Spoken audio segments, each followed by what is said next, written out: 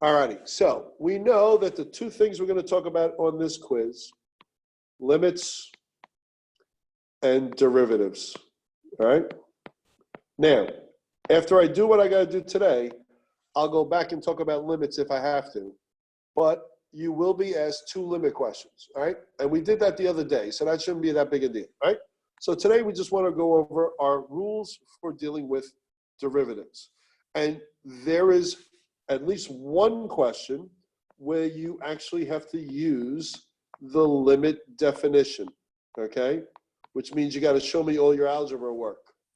And then we just take all the other things that we learned, right? So we learned the power rule, the constant rule, the multiplier rule, right? We got the sum and difference rule, right? And then we got some trig rules, right? Then we got the natural log and E. And then finally we got the chain rule, all right? So all of that's going to be on your quiz, and that's what I'm planning on going over today, right? Does that make sense? Yes or no? Hello? Yes, sir. Yes, sir. I'm going to do two limit definitions. One, relatively benign, and the other one, not really hard, but more substance to it. So, using the limit definition simply means if I ask you for the derivative of something and say, please use the limit definition, it's your work that I'm looking for. And it says that f prime of x equals, right? F of x plus h minus f of x over h, okay? That makes sense? So that's what you would write down if you want to write down your formula, which is always a good thing because the formula tells you what to do, all right? So if I give you something that looks like this, f of x equals 3x minus 1. Now, fellas, we would never, ever do the limit definition of this because our rules have already told us, what's the answer? What's the answer? What's the answer? 3. 3, yes. Our rules, we already know the answer is 3, but we're going to pretend we don't know the answer, and we're going to use the limit definition. So I'm simply going to write, it's the limit as h approaches 0 of f of x plus h minus f of x, all of that over h. All righty, so now I just substitute. It's the limit as h approaches 0 of, so now all I got to do is take this, and wherever I see x, put it. 3 times x plus h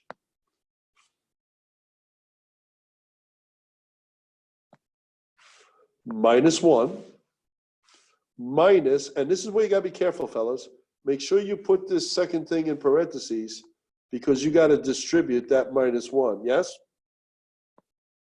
All of that over h. Does that make sense? Yes? Yes, sir. The limit as h approaches 0. All right, so I get what? 3x plus 3h, right? Minus 1. Then I'm going to distribute the negative. Minus 3x plus 1. All of that over h. And fellas, you'll know if you did this right, because if you did, anything that doesn't have an h is going to cancel. So the 3x and the minus 3x, the negative 1 and the positive 1. So I get the limit as h approaches 0 of 3h over h. Now, fellas, if I put 0 in right now, I'm still going to get 0 over 0, right? So what do? Well, I can do what? Cancel. Yeah, I can get rid of the h's. And there's my, oh, isn't that what we said it was to begin with? Yes, we did. All right, does that make sense? Now, there was nothing there to be to be squared or anything, so that was pretty benign, right? Let's try a second one, and then we'll move on to the other rules. F of x equals x squared plus x. I don't know why I'm getting so many different colors, right? X squared plus x. Hey, fellas, we already know what the answer is. What's the derivative? What's the derivative? 2x plus 1. Yeah, it's going to be 2x plus 1. All right, but we already know that. But whatever. Let's figure it out. Let's put the rule in. Ready? So I'm going to go the limit, our derivative. Hold on one second. Our derivative is simply the limit as h approaches 0. I'm going to substitute now. So wherever I see x, I'm going to put x plus h, right? So I got x plus h squared plus x plus h minus x squared plus x. That follows? Yes? Everybody comprehending? Okay? So now we're just going to go the limit as h approaches 0. All right, so we know from doing this so often, fellas, right? From doing this so often, we know that this is x squared plus 2xh plus h squared plus x plus h. Now I'm going to distribute the negative, right? Minus x squared minus x. All of that over h. And if I did this properly, x squared gone, negative x, positive x. And if I did it properly, fellas, anything without an h is gone. 2xh plus h squared plus h over h. Hey, now, fellas, if I substituted 0 in for h, I'd still end up with 0 over 0. So what am I going to do? Well, I notice there's an h in everything up here. So what am I going to do? Factor it out. 2x plus h plus 1 over h. And then I know that cancels with that. The limit as h approaches 0 of 2x plus h plus 1. What's h? 0. So what do I get? 2x Plus 1. plus 1. Now notice, fellas, we already knew that because we learned the other rules. But you have two questions. I don't know if it's 2 or 1. I think it's 1. You have one question on your quiz where you have to show me all that work. Does that make sense to you guys? Yep, sir. That's not that big a deal, right? Not that big a deal, right? Yes, sir. Yes, sir. All righty. So now we were smart enough to realize, man, if we had to find a derivative of polynomials and had to use that formula, that could be a harrowing experience. We could do it, but we learned a lot of different rules that help us do this, right? So we're just going to tip through them really quickly. Ready? First rule we learned was the power rule. And the power rule told us what do we do when we have a function where f of x is simply equal to a number raised to a power. Well, we know the power rule tells us, well, all we have to do in order to find the derivative is take the exponent, move it to the front, and then the new exponent would be 1 less than what we started with. Not a big deal. That's why we knew earlier that something like this, x squared, simply means the derivative of x squared is simply what? 2x to the first. Take the 2, bring it to the front, and your new exponent is 2 minus 1. There you go. Not that big a deal, right? Next rule, constant rule. Ooh, look at that, two-tone. Constant rule simply says, if you have a function and the function of x is some number, any constant, f of x is 10, well then f prime of x is 0, right? And that makes total sense, fellas, because like you got to realize, like if I tell you f of x is 4, that simply means y is 4. No matter what x is, y is 4. Well, if I found the slope at any point on that line, what would it be? 0. It's a horizontal line. Comprende? We all good? We all good? Yes, sir. Yes, Sir. All right, now the multiplier rule goes back to the power rule, right? The only difference is the coefficient of the variable is not 1. So what do? F of x equals 3x squared. Well, we do exactly what we'd have done if it was x squared. But what's the difference? I got a 3 there. So I'm just going to take the 2, bring it out front, and I end up with 2 times 3x. And then I'm going to do what? Subtract 1. 3x to the first. 6x. Not that big a deal, right? Hello? Hello? Yes, sir. Hello? Is anybody there? I feel so lonely teaching like this. All righty. Some indifferent rules. That simply means that if you have a binomial or a trinomial or a quadrinomial and you want to figure out what the derivative is, just find the derivative of each term. So for example, f of x equals 3, ooh, what happened there? 3x squared plus 2x plus 4. Well, if I was given something like that, all I would do is find the derivative of this, which we know is 6x. Then I'd find the derivative of this, which we know is 2. And then I'd find the derivative of this, which I know is 0. And there's my answer. 6x plus 2. All right? That makes sense, right?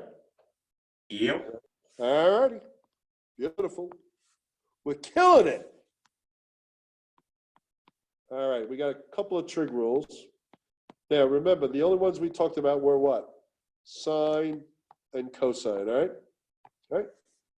So, if I have a function where f of x, damn, what the hell? If I have f of x is equal to the sine of x, well, what's f prime of x? It's simply the cosine of x. And then the other one says, if f of x equals the cosine of x, then f prime of x equals the negative sine of x, right? And next year when you do your calculus work, the teacher will show you that on like the graph, so it'll make perfect sense to you, right? Does that make sense? All right? Not that big a deal. We're killing it today, coach. All right? Natural log and E. If I tell you f of x is the natural log of x, then f prime of x is simply 1 over x. If I tell you f of x is e to the x, then f prime of x is e to the x. And you just memorize those rules so you can use them, right? No big deal, right? And that brings us to the most important rule that you're going to use in calculus. And that rule is the chain rule. Oh, woof. That rule is the chain rule. What do I do when I have a composition? And that simply means, what do I do when I have a function of a function, right? And we know that the rules are pretty easy. All you got to do is what? Just take out, just find out. So for example, let me do one like this. Ready? Let me color code it for you. F of x equals something to the third 2x plus 1, right? So now you see the blue and you see the red. Those are your two different functions. So like when you first learned how to do the power rule, the only thing that was in the parentheses was x, right? So you had x to the third. Well, now you don't have that. You don't have x, you have another function. What did I say it was? 2x to plus 1? Yes, sir. All righty. So there are my two functions. I got something to the third. Let me do it right with the same colors, dumbass. Something to the third. And what's my other function? 2x plus 1. So all you do, right, do the outer and then do the inner. So what I would do here is I would simply use my power rule. I would simply use my power rule to take care of that first one. So I would take the 3 and move it here. 3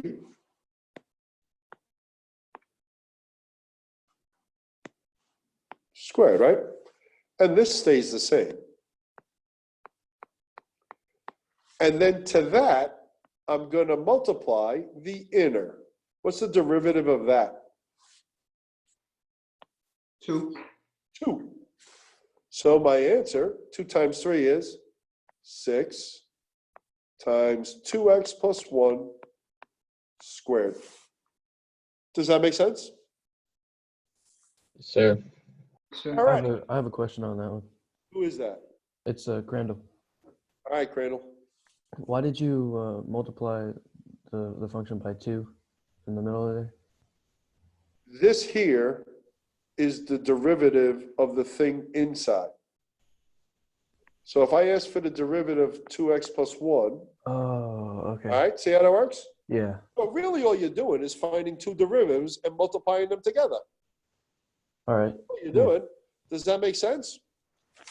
Yeah, I think so. Let's try it again. F of x equals not the natural log of x, but the natural log of, I don't know, x squared plus x. How about we do that? So now, look what I got. I got two different functions. The first function is simply the natural log of something. And we know what that is. That's 1 over whatever is in there, right? So that was easy because we said that that was what? X squared plus x. So the first thing we're going to do is we're going to simply go like this. 1 over x squared plus x. Now, to that, we're going to do what? We're going to multiply the derivative of that. So what do we got? 2x plus 1. Done. And then you end up with 2x plus 1 over x squared plus x. Now, I think if we factor that, we don't get anything. That's about as low as you can go, right? Does that make sense? Does that make sense? Yes, Yes or sir. no? Sir. All righty. Now, sometimes we got to put stuff together. Sometimes you got to rewrite. Sometimes you got to rewrite. Ready? G of x equals G of x, f of x. It's all the same thing, right? Sometimes we go 3 times radical x. Now, Don't get confused by that. That is not the chain rule. How come it's not the chain rule, Murph? Because it's just 3x to the 1/2. Thank you. Because you can rewrite that. All right? And then you just use your rules. 3/2 to the -1/2. All right? Make sense? Hey, who remembers this one? This is a chain rule. Ready? This is a chain rule one, fellas.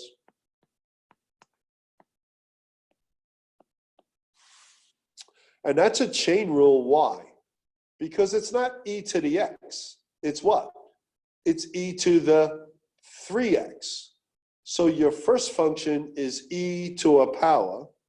Your second function is take x and multiply it by 3. Who remembers what the rule is when you have e? What's the first thing you do? Copy it.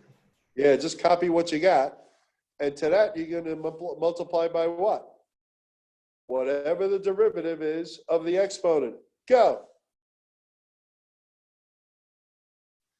3. 3. I love how confidently you said that.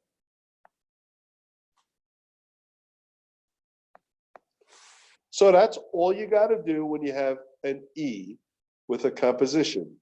Copy and then multiply whatever that is by the derivative of the exponent. Does that make sense?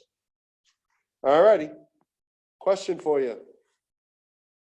Is this a composition?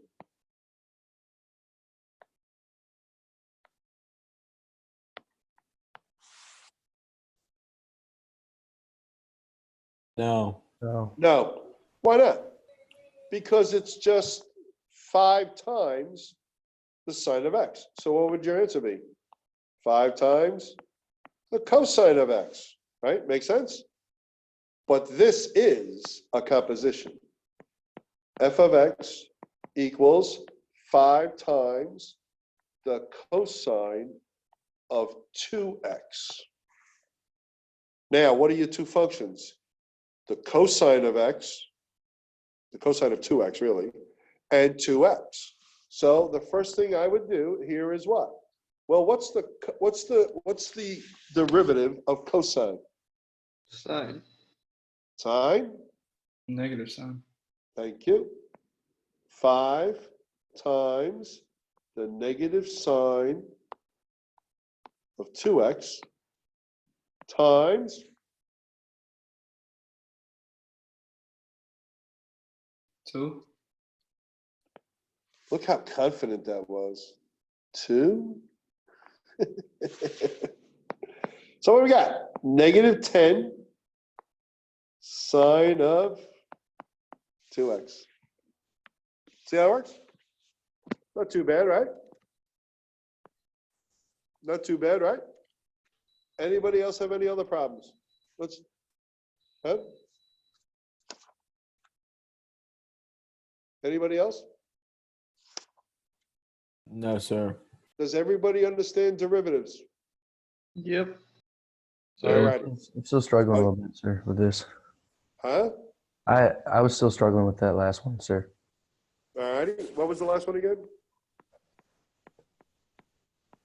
It was 5 cosine 2x. All righty. 5 times the cosine of 2x. All right? So now I have it color-coded for you. If this said this, that's not a composition. That's only one thing. It's 5 times cosine of x. However, by putting the 2 there, now you're doing 2 different things. You're doing the cosine of something, and then you're also multiplying it by 2, right? So the first thing you do is you do the outer. And the outer is the red. What's the derivative of cosine? It's negative sine. So I just go like this. 5 times the negative sine of whatever the hell is in there. And we know it's 2x. And you're going to multiply that by whatever the derivative of 2x is. So that's 2x to the first. 2, x to the 0 is 1, so it's 2. And now I just take the 5, the negative 1, and the 2, multiply them together, negative 10 sine of 2x. Does that clear it up a little bit for you, Crandall? Yes, sir. A little bit. Thank you. Always want to think this way. Outer first, then inner second, right? So when you have something that looks like this, anything, so like if I just said x to the 4th, well, this is the same as x to the 4th, only what? There's something else in there. So instead of it being x, it's x squared to the plus 5. So there's your outer, the blue, right? The blue is your outer. So I would just take the 4, move it to the front, and the new exponent's 3. And then I would just bring that down, x squared plus 5. And then to that, I'm going to multiply whatever the derivative of that is. 2x, and the derivative of a constant 0. There you go. And then I can do 3 times 2x is 6x times x squared plus 5 to the 3rd.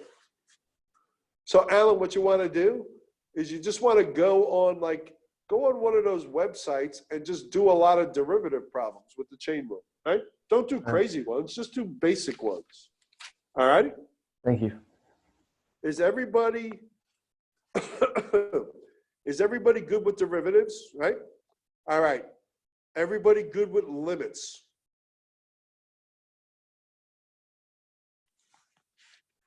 Hello. Yes, sir. Everybody good with limits, right? You got 2 limit questions. Burger, Sir, I'm good. what's the first thing you do with a limit, Burger? Well, it depends. Oh, what? No, it doesn't. I don't.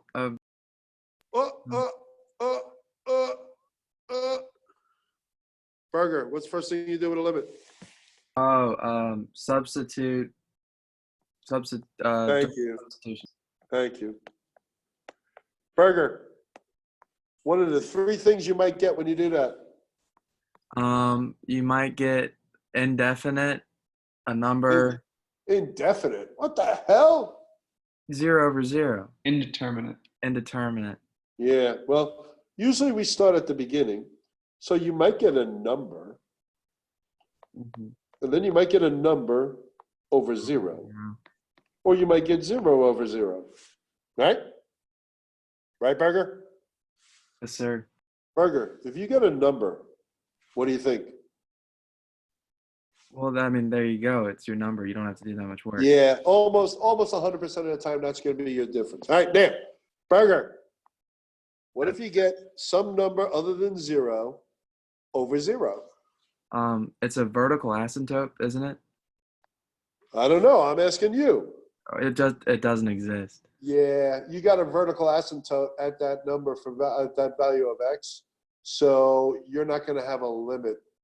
All right, and then finally, what do you got to do if you get 0? Now, Burger, give me the fancy word for 0 over 0. Indeterminate. There you go. It's indeterminate form. So what that means is your form is bad. So what do we got to do? A lot of work. We just got to do work to get a better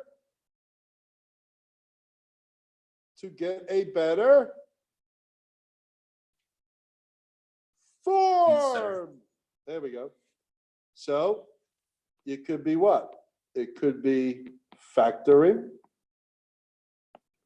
It could be use of a conjugate, or it could be using some type of trig identity. Now, we didn't get to trig identities, right? So it's going to be one of those 2. All right, now, generally speaking, if you see polynomials in one variable, you're thinking, ooh, I'm gonna factor. If you see something under a radical, then you're gonna sit there and go, ooh, I'm thinking conjugate. So if I see something like this, how do you form the conjugate of a binomial, fellas? Opposite. You just take the sign in between Just a sign between. and just switch the sign. All right, so that's the other part of your quiz. Is everybody clear on that? You do have to know how to factor a little bit, right? Yes? So next week, we're gonna go over a lot of rules for factoring because factoring, like Ms. Dalmaz says, like a lot of calculus is algebra, right? So once you do the calculus part, then you have to be able to do the algebra, right? Does that make sense? Yes or no? Hello? Hello? Yes, sir. Hello? All right. All right. Anybody have any questions?